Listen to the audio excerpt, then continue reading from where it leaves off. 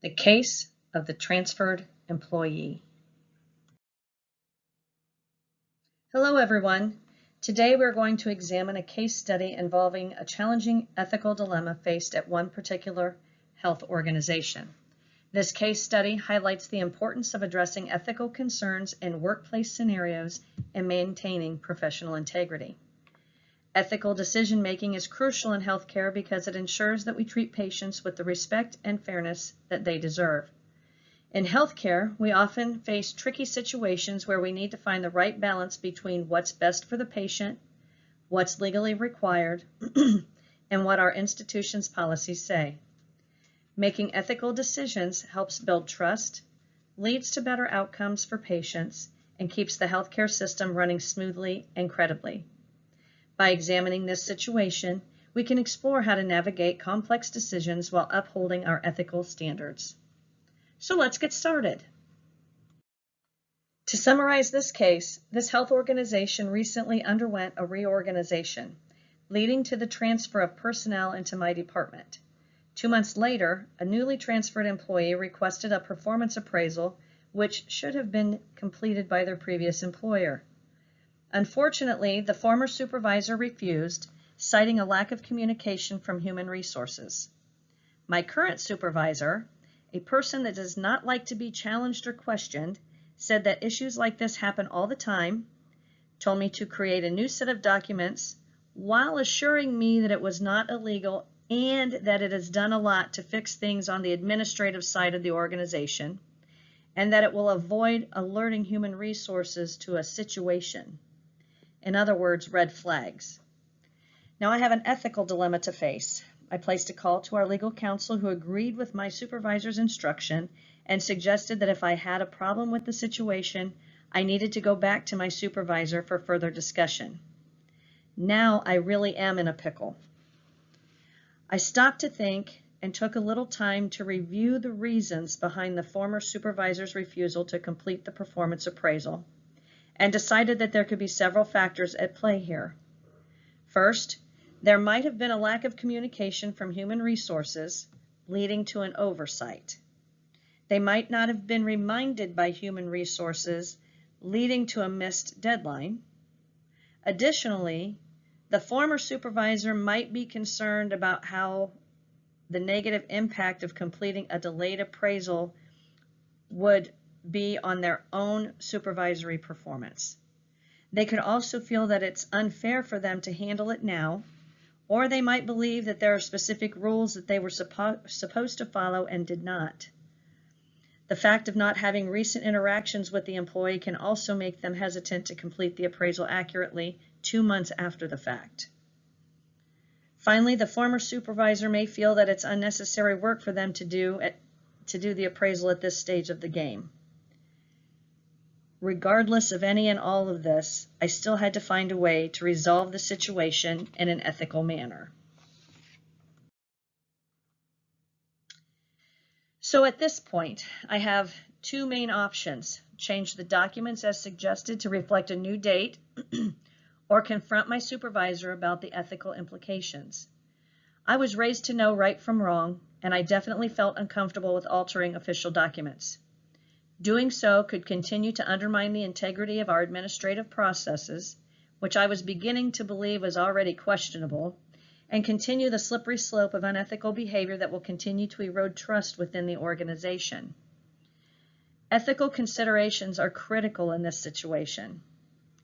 Changing the documents would mean compromising transparency and honesty. According to the American Psychological Association, maintaining ethical standards is crucial for trust and integrity in organizational operations. These standards are the foundation of professional conduct, and violating them can have far-reaching consequences for both individuals and the organization. For another example, it would be like if a company altered its financial reports to meet regulatory requirements and then were caught. The consequences could be enormous.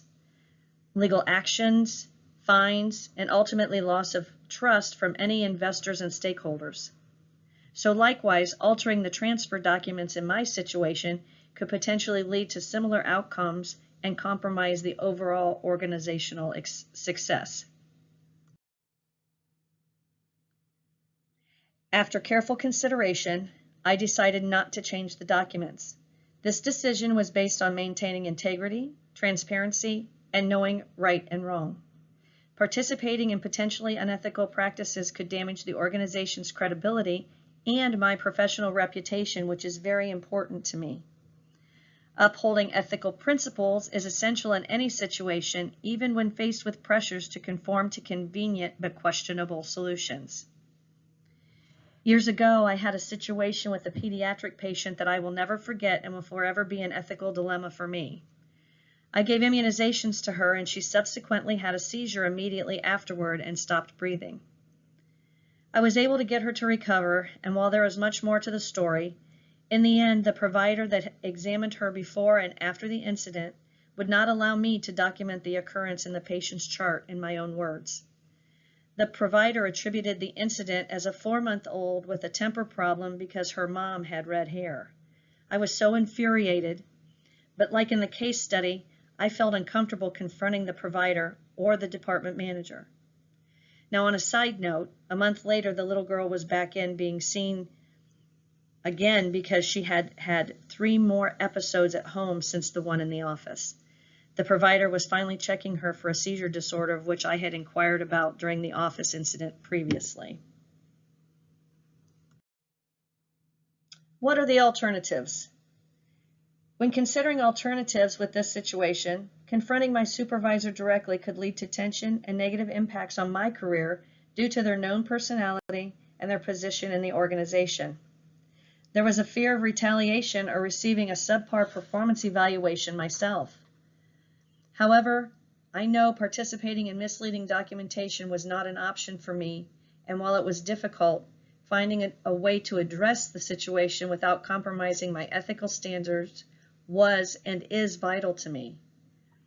So in doing so, I would be direct and honest about my concerns with altering the documents and explain that it would compromise the organization's integrity. I would provide evidence to support this by referencing the policies and procedures in the organization and offer guidelines on ethical practices following industry standards.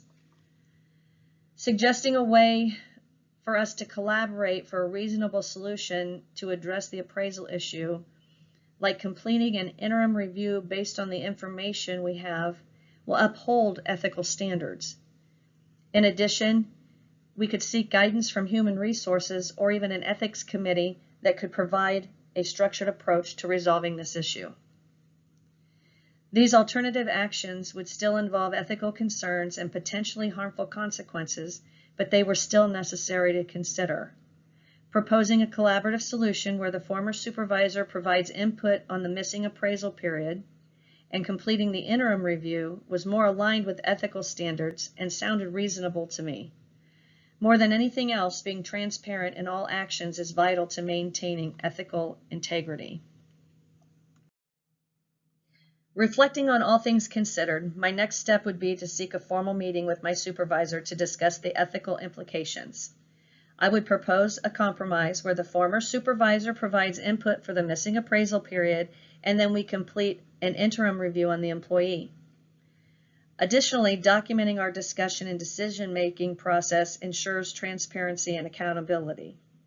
So this will not only address the immediate issue, but also reinforce the importance of ethical practice within our organization. Now, to avoid these issues in the future, it is crucial to have clear communication with human resources and set up proper guidelines. Promoting a culture that values ethical behavior and offering regular training can help prevent similar problems from happening. Some best practices are having human resources regularly update and remind supervisors about appraisal deadlines and responsibilities, and to conduct workshops on ethical decision-making and our organizational policies. According to Trevino and Nelson, an ethical culture supports employees in making the right choices and promotes long-term organizational success. Kantian ethics focuses on duty and moral principles over consequences. According to Kant, our actions should align with universal moral laws. For example, ensuring truthful documentation, even if it creates temporary challenges, fits with Kantian ethics. In addition, Rawls' theory of justice emphasizes fairness and equality.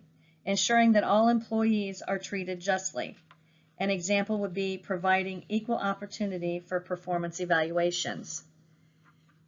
Each of these frameworks support my decision to maintain accurate documentation. By sticking to ethical frameworks, we emphasize the importance of honesty and fairness in our administrative practices. This not only maintains the organization's integrity, but also builds a culture of trust and accountability. For instance, a healthcare administrator once said, "Maintaining ethical standards is crucial for long-term success in any organization." Additionally, Trevino has stated, "Ethical behavior is the foundation of trust in any business." These insights highlight the significance of maintaining ethical standards. To wrap up, this case study shows how important ethical decision-making is in our professional lives. It's vital to maintain integrity and transparency to create a positive organizational culture. We examined the ethical dilemma of altering official documents versus confronting a supervisor. Altering the documents may have been easier, but at a cost by compromising ethical principles and the credibility of the organization. Upholding ethical standards promotes a culture of fairness, honesty, and accountability, which will ensure that all employees are treated justly. In a situation such as this, considering the consequences of your actions is a must. There could be far-reaching repercussions legally and personally that could have a long-term impact on you and your career. By sticking to ethical frameworks such as Kantian ethics and Rawls' theory of justice, we will ensure that our actions are in line with universal moral principles and fairness. I encourage all of you to apply these ethical principles in your own work and always try to act in alignment with your professional and personal values. Thank you for your time and attention, and have a great day.